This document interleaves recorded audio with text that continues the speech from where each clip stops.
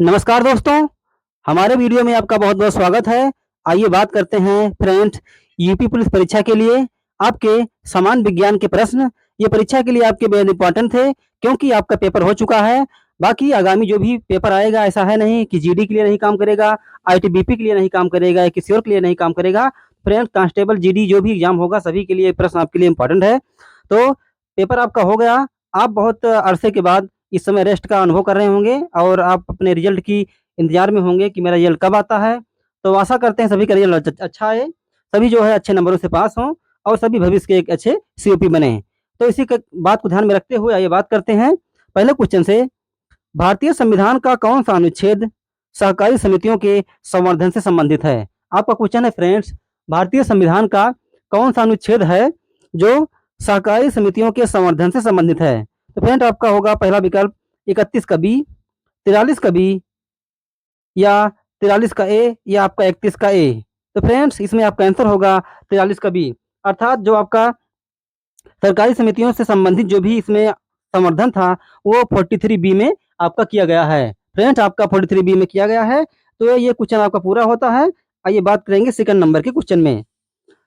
बात करेंगे राजा टोडरमल निम्नलिखित में से किस मुगल सम्राट के शासनकाल के दौरान राजस्व मंत्री थे?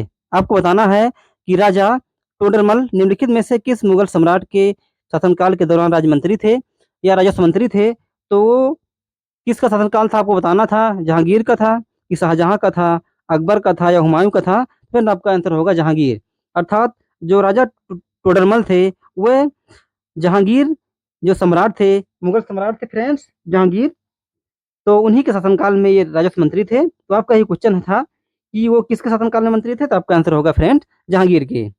नेक्स्ट है, पानी के कण में हाइड्रोजन और ऑक्सीजन के द्रव्यमानों का अनुपात कितना होता है? आपको बताना है कि पानी का अगर आप एक अणु लेंगे तो उसमें कितना ऑक्सीजन रहेगा और कितना रहेगा आपका हाइड्रोजन, इसी को बताना है। फ्रेंड्स वैज्ञानिकों ने एक बहुत बड़ी उपलब्धि के अनुसार इसको जो है नापा है या इसकी माप की है, इसका मेजरमेंट किया है। तो तभी से ये आपका क्वेश्चन जो है इस समय चर्चा और सुर्खियों में आया था। तो वही इसमें है कि पानी के एक अणु में हाइड्रोजन और ऑक्सीजन के द्रव्यमानों का अनुपात कितना है, क्योंकि फ्रेंड अगर किसी की खोज ना हुई होती, किसी का आविष्कार ना हुआ होता तो उस तरीके से क्वेश्चन हमारे लिए पेपर में आने के काबिल ना होते। इसलिए पेपर में वही क्वेश्चन बनाए जाते हैं ताकि जो भविष्य में या पास्ट में जो भी बीती हुई घटनाएं होती हैं, जो भी खोजें होती हैं, आविष्कार होते हैं, उन्हीं चीज़ों को लेकर हम जो है आगे बात करते हैं, वही हमारे लिए क्वेश्चन आते हैं और वही परीक्षा में हम जो है उसको पास आउट करके जो है क्वालिफाई करते हैं। तो हमारा होगा 1:4, 1:8, 1:16 या 1:2। तो फ्रेंड्स आपका आंसर होगा 1:8, अर्थात पानी के जो एक अणु होगा उसमें हाइड्रोजन और ऑक्सीजन का जो अनुपात होगा वो होगा आपका 1:8। नेक्स्ट बात करेंगे इसी में बीटी कल्चर। बीटी कल्चर के रूप में जाना जाता है। आपको बता दें फ्रेंड्स, क्योंकि जो कल्चर से संबंधित क्वेश्चन है, अर्थात पोमो कल्चर क्या है और बीटी कल्चर क्या है या बहुत सारे सेरी कल्चर क्या है, तो इसी प्रकार से बहुत सारे कल्चर हैं। तो उन कल्चर का आप अध्ययन कर लीजिए, क्योंकि ये मछली पालन, रेशम कीट पालन, बैगन या फूलों का उत्पादन, बहुत सारे इसमें आपकी क्रांतियाँ आई थी। तो उसमें आपका ये क्वेश्चन उसी से लिया गया है। 4 नंबर का हमारा क्वेश्चन जैसा कि आप देख रहे हैं स्क्रीन पे, तो बीटी कल्चर के रूप में जाना जाता है। आपको बताना है कि बीटी कल्चर किसके लिए था, अर्थात बीटी कल्चर के रूप में किसे जाना जाता है। तो आपका आंसर हो इसमें विकल्प दिए गए हैं फ्रेंड्स, 4 विकल्प दिया गया है। पहला है सब्जियां, फूल और फल उगाने में, मछली प्रजनन में, रेशम कीट का पालन करने में या अंगूर की खेती करने में। तो फ्रेंड्स आपका आंसर होगा अंगूर की खेती। अब क्या इसमें बाकी के जो 3 विकल्प होते हैं, सब्जियां, फूल और मछली का प्रजनन या रेशम कीट पालन का, इसमें ये सॉर्ट आउट होते हैं। तो आपका आंसर होगा फ्रेंड अंगूर की खेती।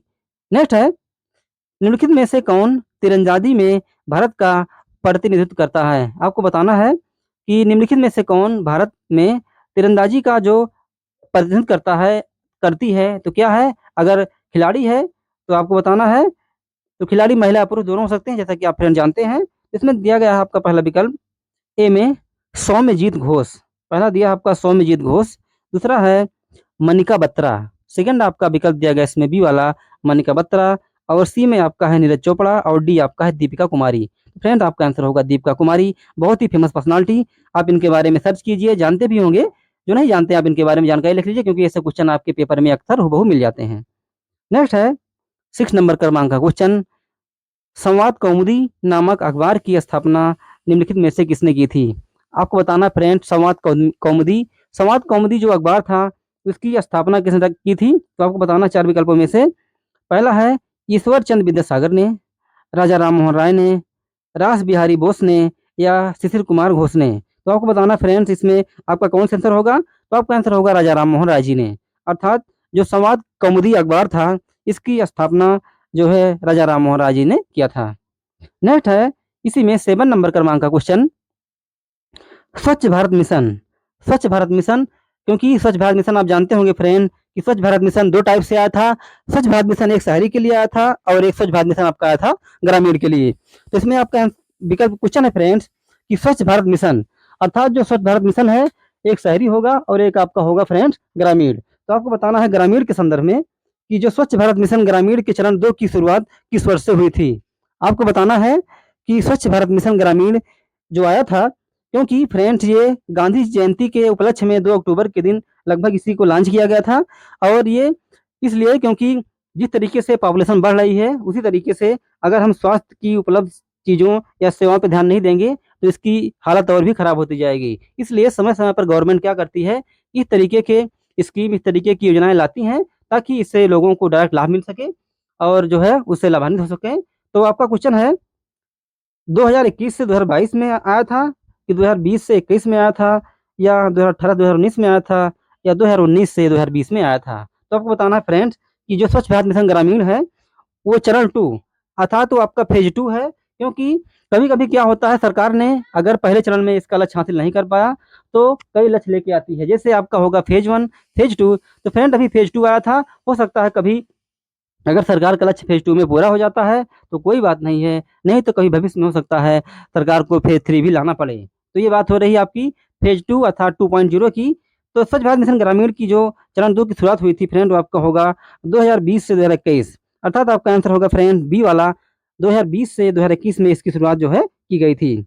आइए देखते हैं इसी सीरीज में 8 नंबर क्रमांक का क्वेश्चन दिया है, टीम टीम केरल ब्लास्टर्स। आपका फ्रेंड दिया है क्वेश्चन इसमें, टीम केरल ब्लास्टर जो दिया गया है निम्नलिखित में से किस खेल से संबंधित है? टीम केरल ब्लास्टर्स निम्नलिखित में से किस खेल से संबंधित है? आपको बताना है वह गेम कबड्डी है कि क्रिकेट है, बैडमिंटन है या फुटबॉल है? तो फ्रेंड आपका आंसर होगा इसमें फुटबॉल, अर्थात केरल ब्लास्टर्स जो है वो फुटबॉल गेम का प्रतिनिधित्व करती है। तो आपका आंसर होगा फ्रेंड इसमें फुटबॉल। नेक्स्ट है सरयू नदी किस नदी की सहायक नदी है? आपको बताना है कि जो आपकी सरयू नदी है वो किस नदी की सहायक नदी है? आप जानते होंगे फ्रेंड्स सहायक नदी उसे कहते हैं जो उसी नदी से व्युत्पन्न हुई है या उसकी ट्रिब्यूटरी है, उसे सहायक नदी के नाम से जानते हैं। तो दिया गया इसमें क्वेश्चन, आपको बताना है कि किस नदी की सहायक नदी है, अर्थात आपको बताना है कि जो ये नदी है वो किसकी सहायक है? शारदा की है, टोंस की है, भागीरथी की है, पिंडर की है? फ्रेंड आपका आंसर होगा इसमें शारदा की, क्योंकि नदियाँ बहुत हैं और बहुत सारी नदियाँ हैं जो किसी न किसी सहायक नदियों से मिलकर बनी हुई हैं या कहीं न कहीं जाके मिल जाती हैं। तो इसलिए सहायक नदियों का भी बहुत रोल होता है फ्रेंड्स, क्योंकि एग्रीकल्चर और बाकी चीज़ों के लिए जैसे आपका हाइड्रो इलेक्ट्रोलिसिस हो गया या आपका जो इलेक्ट्रिसिटी वाला सिस्टम होता है, उससे भी नदियों के जल का उपयोग करके बनाया जा सकता है। नेक्स्ट है आपका 10 नंबर क्रमांक का क्वेश्चन, भारत के पंजाब से निकलने वाली 5 नदियाँ पाकिस्तान में मिथनकोट में किस नदी में मिल जाती हैं? आपको बताना है कि जो नदी भारत में निकलती है, भारत से निकलती है पंजाब से, वो 5 नदियाँ हैं, क्योंकि 5 नदियों के स्थान पे आपका पंजाब बना है। तो 5 नदियाँ पाकिस्तान में मिथनकोट में किस नदी से मिल जाती हैं? अर्थात जो 5 नदियाँ पंजाब से निकल के जाती हैं, वो पाकिस्तान में किस नदी से मिल जाती हैं, जॉइन होती हैं? आपको बताना है। पहला विकल्प आपका दिया है ब्रह्मपुत्र, दूसरा है गंगा, तीसरा है सिंधु और चौथा आपका यमुना। तो आपको बताना है फ्रेंड 4 विकल्पों में से सबसे उचित विकल्प का चयन करके। तो बताइए इसका आंसर होगा फ्रेंड सिंधु। अर्थात आप जानते भी होंगे कि पाकिस्तान में जो सिंध नदी है वो बहती है और सिंध नदी में जाके 5 नदियाँ पंजाब से अर्थात जो इंडिया से निकल के जाती हैं वो मिल जाती हैं। कहा भी गया था पहले फ्रेंड पाकिस्तान इंडिया का ही एक हिस्सा था, एक पार्ट था, और बंटवारे के कारण पाकिस्तान का हिस्सा भारत का हिस्सा बँट गया है। अभी कहीं-कहीं विवाद की स्थिति बनी रहती है, तो फ्रेंड वो बात खैर जो भी हो। आइए देखते हैं 11 नंबर क्रमांक क्वेश्चन है, 1708 में गुरु गोविंद सिंह जी की मृत्यु के बाद खालसा ने किसके नेतृत्व में मुगल साम्राज्य के खिलाफ विद्रोह किया? आपको बताना है कि जब 1708 ईस्वी में गुरु गोविंद सिंह जी की मृत्यु हो गई थी, तब जो खालसा पंथ थी उसके नेतृत्व में मुगल साम्राज्य के खिलाफ किसने विद्रोह किया था? तो मुगल साम्राज्य के खिलाफ किसने किया था? नाम दिया गया इसमें गुरु नानक देव ने, गुरु अमरदास ने, गुरु अंगद ने या बंदा बहादुर ने? बंदा बहादुर का पूरा नाम फ्रेंड गुरु बंदा सिंह बहादुर भी है। कहीं आपको मिले तो इस नाम से बिल्कुल वही है आपका, इसमें कोई डिफरेंस नहीं है। तो आपका होगा फ्रेंड बाबा बंदा सिंह बहादुर। या आपका जो बंदा बहादुर थे उन्होंने ही जो है खालसा के नेतृत्व में मुगल साम्राज्य के खिलाफ विद्रोह किया था। आइए देखते हैं इस सीरीज में 12 नंबर क्रमांक का क्वेश्चन। तोयसा तोयसा मलिक एक भारतीय खिलाड़ी हैं। आपको बताना है फ्रेंड कि जो तोयसा मलिक हैं एक भारतीय खिलाड़ी हैं। तो आपको दिया गया है गेम, अर्थात वो किस गेम को खेलती हैं, अर्थात वो किस गेम का प्रतिनिधित्व करती हैं और किस गेम के खिलाड़ी हैं। दिया गया आपका गोल्फ, वॉलीबॉल, शतरंज या बास्केटबॉल। तो फ्रेंड आपका आंसर होगा इसमें गोल्फ, क्योंकि जो तोयसा मलिक हैं वो गोल्फ की खिलाड़ी हैं, अर्थात वो गोल्फ का प्रतिनिधित्व करती हैं, अर्थात वो गोल्फ जो है खेलती हैं। नेक्स्ट है 13 नंबर क्रमांक का क्वेश्चन।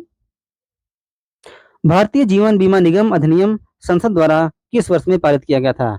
आपको बताना है भारतीय जीवन बीमा निगम, जिसे आप LIC के नाम से भी जानते हैं, क्योंकि इसमें इसकी टैगलाइन है जीवन के साथ भी और जीवन के बाद भी। तो LIC का फ्रेंड्स लाइफ इंश्योरेंस कॉर्पोरेशन जो इसका फुल फॉर्म है, और इसमें कहा भी गया है कि कौन सा वो अधिनियम था कि जो ये पारित किया गया था, अर्थात भारतीय जीवन बीमा निगम जो है किस वर्ष प्रकाश में आया था। 1965, 1971, 1948 या 1956। तो आपका आंसर होगा फ्रेंड्स 1956। बहुत ही इंपॉर्टेंट क्वेश्चन है फ्रेंड्स, ये आपकी परीक्षा के दृष्टि से। देखते हैं 14 नंबर क्रमांक का क्वेश्चन। निम्नलिखित में से कौन इब्राहिम लोदी को पराजित करने के बाद पहला मुगल सम्राट बना? आपको बताना है कि निम्नलिखित में से कौन इब्राहिम लोदी को पराजित करने के बाद, अर्थात इब्राहिम लोदी को हराने के बाद भारत का पहला मुगल सम्राट बना। अर्थात जब लोदी को हराने के बाद कौन सा पहला मुगल सम्राट बना था, आपको बताना था, क्योंकि इसके पहले भी इब्राहिम लोदी के पहले भी मुगल सम्राट आए थे, लेकिन आपको बताना है कि इब्राहिम लोदी को पराजित करने के बाद कौन सा बना था। तो दिया है आपका औरंगजेब, बाबर, शाहजहां या आपका होगा नादिर शाह। तो फ्रेंड्स आप जानते हैं ये होगा आपका बाबर, क्योंकि इब्राहिम लोदी का जो शासन समाप्त होता है जब उसको पराजित करते हैं तो बाबर राजगद्दी पर बैठता है। इसके पहले अकबर या और बाकी जो है इसमें मुगल वंश में ही आते थे। नेक्स्ट है 15 नंबर क्रमांक का question. Imperial bank of India, imperial bank of India की स्थापना कब हुई थी? तो आपको बताना है 1948 में, 1919 में या 1947 में या 1921 में। आपको बताना है friend imperial bank of India की स्थापना कब हुई थी। तो इंपीरियल बैंक ऑफ इंडिया की स्थापना फ्रेंड्स 1921 में अर्थात 1921 में हुई थी। नेक्स्ट है 16 नंबर क्रमांक का क्वेश्चन। मीर जाफर को किस वर्ष में पुनः बंगाल के नवाब के रूप में प्रतिष्ठित किया गया था? आपका क्वेश्चन है फ्रेंड्स मीर जाफर को किस वर्ष में पुनः बंगाल के नवाब के रूप में प्रतिष्ठित किया गया था? तो आपका आंसर होगा फ्रेंड्स 1764 में। आइए बाकी विकल्पों में नजर डालते हैं। पहला आपका है 1976, 1764, 1647 या 1674। तो फ्रेंड्स आपका आंसर होता है इसमें 1764, क्योंकि आप जानते हैं इसी में लगभग जो आपका वार लड़ा गया था बहुत फेमस बक्सर का युद्ध, अर्थात बक्सर का युद्ध भी जो है 1764 में लड़ा गया था, और इसी वर्ष में मीर जाफर को बंगाल के नवाब के रूप में भी मान्यता मिली थी। नेक्स्ट है निम्नलिखित में से किस राज्य में युगथांग घाटी स्थित है? आपको बताना है कि ऐसा कौन सा राज्य है, ऐसा कौन सा स्टेट है जिसमें युमथांग घाटी स्थित है। तो आपका होगा फ्रेंड नागालैंड, उत्तराखंड, सिक्किम या हिमाचल प्रदेश। नागालैंड, उत्तराखंड, सिक्किम या हिमाचल प्रदेश। तो आपका आंसर होगा फ्रेंड्स सिक्किम, अर्थात जो युमथांग घाटी है वो फ्रेंड्स आपके सिक्किम राज्य में स्थित है। आइए बात करेंगे इसी क्रमांक में नेक्स्ट क्वेश्चन। टू लाइव्स पुस्तक के लेखक कौन है? क्योंकि फ्रेंड्स कभी कभी लेखकों और उनकी रचनाओं से भी संबंधित क्वेश्चन आ जाते हैं। तो टू लाइव्स पुस्तक के लेखक कौन है? विक्रम सेठ हैं कि अरविंद अडिगा हैं, BS नायपाल हैं या सलमान रुश्दी हैं? फ्रेंड आपका आंसर होगा विक्रम सेठ, अर्थात टू लाइव्स के लेखक जो हैं वो विक्रम सेठ हैं। फ्रेंड्स आपको बता दें इस सीरीज में हमने 20 से बढ़ाकर 30 क्वेश्चन की श्रृंखला ली है आपकी बार, क्योंकि फ्रेंड क्या होता है अगर क्वेश्चन आपके पास ज़्यादा रहते हैं कभी कभी आप बोर हो जाते हैं, लेकिन अगर क्वेश्चन आपके होंगे इंपॉर्टेंट तो आपको बोर का सामना करना पड़ेगा, आपको कोई लक्ष्य दिखेगा अपना, क्योंकि अगर आप बोर होंगे तो शायद वीडियो को स्किप कर देंगे, और अगर आप बोर नहीं होंगे तो आप जो है एक के एक बाद एक क्वेश्चन देखते चले जाएंगे और फिर आप परीक्षा में इस तरीके से आप क्वालिफाई कर पाएंगे। तो आपने देख लिया कि टू लाइव पुस्तक के जो लेखक हैं वो विक्रम सेठ हैं। आइए बात करेंगे 19 नंबर क्रमांक के क्वेश्चन में। निम्नलिखित में से कौन सी मेसोपोटामियन भाषा नहीं थी? आपको बताना है फ्रेंड्स निम्नलिखित में से कौन सी मेसोपोटामियन भाषा नहीं थी। एलामाइट, एरोमाइट या सुमेरियन या अकाडियन? तो फ्रेंड्स आपका आंसर होगा एलामाइट, अर्थात यही जो एलामाइट थी आपकी, यही आपकी मेसोपोटामियन भाषा नहीं थी। नेक्स्ट है फ्रेंड्स 19 नंबर क्रमांक क्वेश्चन हमने कर लिया है। आइए बात करेंगे 20 नंबर क्रमांक के क्वेश्चन में। तो ये देखते हैं इसको। हमारा प्रश्न है, भारत के किस शहर में सप्तक संगीत समारोह मनाया जाता है? आपका क्वेश्चन है फ्रेंड, भारत के किस शहर में सप्तक संगीत समारोह मनाया जाता है? तो आपका फ्रेंड विकल्प दिया गया है भोपाल में, अहमदाबाद में, अमृतसर में या लखनऊ में। फ्रेंड बहुत इंपॉर्टेंट आपका प्रश्न है, ये आपके पीसीएस उसीएस में भी क्वेश्चन आ सकता है, इसलिए थोड़ा ध्यान देकर आप इस क्वेश्चन को पढ़िए और इसको कोशिश करिए कि इसे कहीं नोट कर लें, ताकि कभी भी आवश्यकता पड़े आपको तो रिवीजन आप फटाफट कर सकते हैं। तो आपका प्रश्न है कि किस शहर में सप्तक संगीत समारोह मनाया जाता है? तो आपका आंसर होगा फ्रेंड अहमदाबाद में। ना तो लखनऊ होगा, ना भोपाल, ना अमृतसर, तो आपका आंसर जाएगा अहमदाबाद की तरफ, अर्थात होगा आपका आंसर अहमदाबाद। नेक्स्ट है, निम्नलिखित में से किसे बेस्ट अर्थशास्त्र अर्थात होगा आपका माइक्रो इकोनॉमिक्स। तो माइक्रो इकोनॉमिक्स के रूप में कौन जाने जाते हैं, अर्थात बेस्ट जो अर्थशास्त्र उसे उसके रूप में कौन जाने जाते हैं? अर्थात आप कह सकते हो किसने उसका सूत्रपात किया, उसके जनक कौन है, या उसकी सूचना पहले किसने बताई, या इस प्रकार का कॉन्सेप्ट किसने दिया? तो फ्रेंड आपका विकल्प दिया गया इसमें अल्फ्रेड मार्शल, पॉल क्रुगमैन, या आपका दिया है मिल्टन फ्रीडमैन, या आपका होगा सलमान रुश्दी। तो फ्रेंड 4 विकल्पों में से सबसे उचित विकल्प का आप चयन करिए। तो आपका आंसर होगा फ्रेंड अल्फ्रेड मार्शल, क्योंकि जो आपका विकल्प होगा ए वही इसका आंसर होगा। तो कहा गया है कि माइक्रो इकोनॉमिक्स, तो माइक्रो इकोनॉमिक्स जो होगा फ्रेंड उसके जो जनक हैं वो अल्फ्रेड मार्शल हैं। आइए बात करेंगे इसी सीरीज में 22 नंबर क्रमांक का क्वेश्चन। हमारे पास 6-8 क्वेश्चन बचे हुए हैं अभी। तो फ्रेंड्स आइए फटाफट अध्ययन कर लेते हैं उनका। जनता द्वारा मुद्रा के रूप में अपने पास रखे गए धन और उसके द्वारा बैंक जमा धन के अनुपात को क्या कहते हैं? आपका क्वेश्चन है फ्रेंड्स कि जनता के पास जो पैसा होता है और बैंक में जो धन रखा जाता है, उसमें धन के अनुपात को क्या कहते हैं? फ्रेंड्स जो बैंक में होगा और जो किसी व्यक्ति के पास होगा अर्थात पब्लिक के पास होगा, उस धन के अनुपात को क्या कहते हैं? पहला विकल्प है मुद्रा जमा अनुपात, वैधानिक तरलता अनुपात, आरक्षित जमा अनुपात या नकद आरक्षित अनुपात। तो फ्रेंड्स 4 विकल्पों में से आपको बताना है कि पहला होगा ए या बी होगा या सी होगा या डी होगा। किस पहले में दिया गया आपका मुद्रा जमा अनुपात, वैधानिक तरलता अनुपात, आरक्षित जमा अनुपात या नकद आरक्षित अनुपात। फ्रेंड आपका आंसर होगा इसमें नकद आरक्षित अनुपात, क्योंकि फ्रेंड्स जो पैसा बैंक में होता है और जो पैसा किसी पब्लिक के पास होता है, पब्लिक में हम लोग सभी आते हैं, किसी के पास अगर पैसा हो तो इसमें क्वेश्चन में कहा गया है, क्योंकि सर हम इसको इसलिए करते हैं, इसको इसकी व्याख्या करते हैं ताकि क्वेश्चन को आसान भाषा में बनाने के लिए।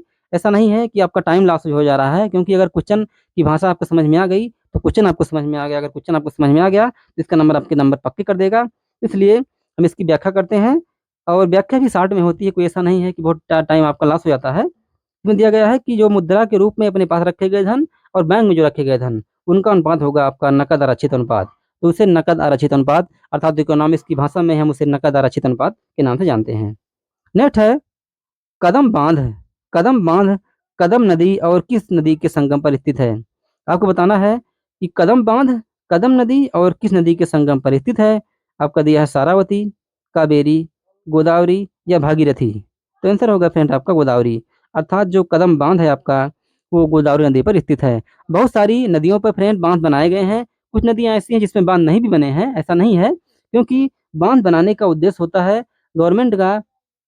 कभी-कभी ये बांध प्राइवेट के हाथों में भी जाता है, गवर्नमेंट भी इसमें जो है अपना पार्टिसिपेट करती है, क्योंकि इसमें क्या होता है कि लोग इसमें अपना पूँजी लगाते हैं और धन जुटाने के लिए उसमें जो है बाकी सरकार से भी, गवर्नमेंट से भी प्रोत्साहन लेते हैं, इंसेंटिव लेते हैं, और क्या करती है इस प्रकार की अगर कोई स्कीम आती है, सरकार भी इसमें इंसेंटिव देती है ताकि वो जो है घरेलू कार्यों में, वो शांतिपूर्वक कार्यों में किया जा सके। तो आपका आंसर है इस फ्रेंच में गोदावरी, अर्थात जो कदम बांध है वो गोदावरी नदी पर जो है इसमें लगाया गया है या स्थित है। नेक्स्ट है 24 नंबर क्रमांक का क्वेश्चन। बांग्लादेश किस वर्ष तक पाकिस्तान का हिस्सा रहा था? आपको बताना है कि बांग्लादेश किस वर्ष तक पाकिस्तान का हिस्सा रहा था? 1962, 1956, 1974 या 1971। तो फ्रेंड्स आपका आंसर होगा 1971, अर्थात बांग्लादेश जो है 1971 तक पाकिस्तान का हिस्सा रहा था। इसके बाद जिसमें पार्टीशन हुआ अर्थात उसमें संविधान बना, तो दोनों देश जो है अलग अलग अपनी संवैधानिक व्यवस्था के अनुसार रह रहे हैं। नेक्स्ट है यस बैंक के संस्थापक कौन हैं? फ्रेंड्स आपको बताना है यस बैंक भारत का बहुत ही चर्चित बैंक है। फ्रेंड्स आपका दिया गया है कि यस बैंक के संस्थापक कौन है, क्योंकि फ्रेंड्स आप जानते हैं कि समय समय पर बैंक के जो सीएमडी होते हैं, जो कार्यकारी अधिकारी होते हैं, सरकार उनका चेंज करती रहती है, उनका निलंबन करती रहती है, क्योंकि इससे क्या होता है, कार्यकुशलता कार्यकुशलता में और बाकी चीज़ों में इसमें वृद्धि होती है। इसलिए बैंक के सीएमडी और बाकी जो बैंक के कार्यकारी अधिकारी होते हैं, सरकार उनको समय समय पर चेंज करती रहती है, जिससे कार्य में अच्छा और पारदर्शिता लाई जा सके। तो दिया गया आपका फ्रेंड्स राहुल कुमार, राणा कपूर, राजेश कपूर या प्रशांत कुमार। तो आपका फ्रेंड्स में आंसर होगा राणा कपूर, अर्थात जो यस बैंक के संस्थापक हैं वो राणा कपूर हैं। फ्रेंड्स आपको बता दें, कभी कभी बैंक के संस्थापक चेंज होते रहते हैं, इसलिए जो भी आपका लॉ टेस्ट होगा कृपया उसे आप जो है देख लीजिएगा, क्योंकि कभी कभी क्या होता है कि बैंक के सीएमडी या इस प्रकार के संस्थापक चेंज होते रहते हैं। तो आपका आंसर होगा फ्रेंड राणा कपूर। आइए देखते हैं 26 नंबर क्रमांक क्वेश्चन। कुतुब मीनार के 5वें तल का निर्माण निम्न में से किसके शासनकाल के दौरान किया गया था? आपको बताना है कुतुब मीनार के जो 5वें तल का निर्माण, क्योंकि आप जानते हैं फ्रेंड कुतुब मीनार जो आपकी है दिल्ली में स्थित है और उसमें कई सारे तल स्थित हैं। तो इसमें बताया गया है कि जो 5वां तल है उसका निर्माण किसके शासनकाल के दौरान किया गया था। कभी कभी क्वेश्चन आपका आता है किसने करवाया था, कभी कभी आपका आता है किसके शासनकाल के दौरान किया गया था। तो आपका फ्रेंड है पहला विकल्प रजिया सुल्तान, इल्तुतमिश, मोहम्मद बिन तुगलक या फिरोज शाह तुगलक। तो फ्रेंड 4 विकल्पों में से आपको बताना है, सबसे उचित विकल्प का चुनाव कीजिए और एक क्वेश्चन का आंसर हमें कमेंट करिए। हमने आपको ये आसानी के लिए बता दिया है, ऐसा नहीं है, हो सकता है आपका आंसर कोई डिफरेंट आता हो, आपको कोई डाउट हो, जिससे कमेंट में आपका हो जाएगा क्लियर। तो आपका आंसर होगा फ्रेंड फिरोज शाह तुगलक, अर्थात कुतुब मीनार के जो 5वें तल का निर्माण किया था उस शासक का नाम था फिरोज शाह तुगलक। नेक्स्ट है 27 नंबर क्रमांक का क्वेश्चन। निम्नलिखित में से किसने स्वतंत्र अवध वंश की नींव रखी थी? आपको बताना है फ्रेंड कि निम्न में से किसने स्वतंत्र अवध वंश की नींव रखी थी। पहला आपका है हैदर अली, दूसरा आपका है शहादत खां, तीसरा आपका है टीपू सुल्तान और चौथा आपका है फिरोज शाह तुगलक। 1 2 3 4 का मतलब फ्रेंड ABCD से ही है, इसमें कोई आप मिस्टेक मत करिएगा। तो आपका होगा फ्रेंड इसमें हैदर अली, शहादत खां, टीपू सुल्तान या फिरोज शाह तुगलक। तो आपका आंसर होगा फ्रेंड शहादत खां, अर्थात जिसने स्वतंत्र अवध वंश की नींव रखी थी उसका नाम था, उस शासक का, उस सम्राट का था नाम था आपका शहादत खां। नेक्स्ट है 28 नंबर क्रमांक का क्वेश्चन, आइए देख लेते हैं। हमारे पास शेष 2 क्वेश्चन बचे हुए हैं, तो हम 28 पे चल रहे हैं फ्रेंड, 2 क्वेश्चन बचे हुए हैं, इसका भी अध्ययन कर लेते हैं। हमारा क्वेश्चन है हीमोग्लोबिन की कमी के कारण निम्न में से कौन सा रोग होता है? आपको बता दें फ्रेंड्स कि हीमोग्लोबिन की कमी से बहुत सारे रोग होते हैं, लेकिन इस विकल्पों में से जो दिया है आपको ही बताना है, क्योंकि बहुत सारे रोगों का जड़ आपका हीमोग्लोबिन ही होता है। तो आपका दिया है क्वेश्चन हीमोग्लोबिन की कमी के कारण निम्न में से कौन सा रोग होता है? एनीमिया, मलेरिया, हैजा या रेबीज। फ्रेंड आपका आंसर होगा एनीमिया, अर्थात हीमोग्लोबिन की कमी से जो आपका रोग होगा वो होगा आपका एनीमिया। नेक्स्ट है इसी फ्रेंड इस सीरीज में 2 क्वेश्चन हमारे पास शेष बचे हुए हैं, आइए उनका भी अध्ययन कर लेते हैं। आपको बता दें फ्रेंड्स, क्योंकि ये क्वेश्चन आपके लिए बिहार परीक्षा की दृष्टि से बहुत इंपॉर्टेंट है, इसलिए आप इन्हें पेपर और एक पेन लेकर इसको लिख लीजिए, ताकि आपको परीक्षा के दौरान इन्हें रिवीजन करने में कोई असुविधा का सामना करना पड़े और आप इसको तुरंत आप जहाँ भी रहेंगे आप इसको कंप्लीट कर सकते हैं और इसको बहुत आसानी से इसका आंसर दे सकते हैं। आपका 29 नंबर क्रमांक का क्वेश्चन, आइए देखते हैं फ्रेंड, आपको स्क्रीन पर दिख रहा होगा। हमारा क्वेश्चन है भारत के संविधान का अनुच्छेद 76, भारत के संविधान का अनुच्छेद 76 किससे संबंधित है? आपको बताना है कि जो आपका अनुच्छेद 76 है वो किससे संबंधित है, अर्थात भारत के महान्यायवादी से, सर्वोच्च न्यायालय से, प्रशासनिक उपकरण से या चुनाव आयोग से। तो आंसर होगा फ्रेंड आपका भारत के न्यायवादी से, अर्थात जो आपका अनुच्छेद 76 है, आर्टिकल 76 है, वो भारत के महान्यायवादी से संबंधित है। इसमें आपका क्वेश्चन था फ्रेंड्स। आइए एक क्वेश्चन हमारे पास बचा हुआ है, इसको भी अध्ययन कर लेते हैं। तो फ्रेंड ये रहा इस सीरीज का, इस प्रैक्टिस सेट का 30 नंबर लास्ट का क्वेश्चन आपका दिया गया है। प्रथम ओलंपिक कांग्रेस का आयोजन 1894 में किस देश में किया गया था?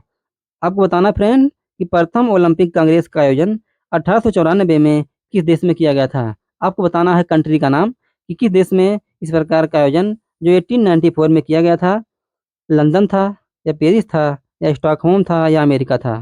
फ्रेंड्स आपको बताना है सबसे उचित विकल्प का चयन करके कि क्या होगा। इन 4 देशों में से जो विकल्प आपको दिए गए हैं इसमें बताना है आपको कि प्रथम ओलंपिक कांग्रेस का आयोजन, प्रथम ओलंपिक कांग्रेस का आयोजन, क्योंकि प्रथम ओलंपिक कांग्रेस का आयोजन इसके बाद और भी आयोजन हुए थे कांग्रेस का आयोजन, लेकिन आपको बताना है कि प्रथम में किस देश में किया गया था, लंदन में, पेरिस में, स्टॉकहोम में या अमेरिका में। तो फ्रेंड आपका आंसर होगा पेरिस में। आप जानते हैं पेरिस दुनिया का सबसे खूबसूरत शहर है, वहीं इसका आयोजन जो है किया गया था।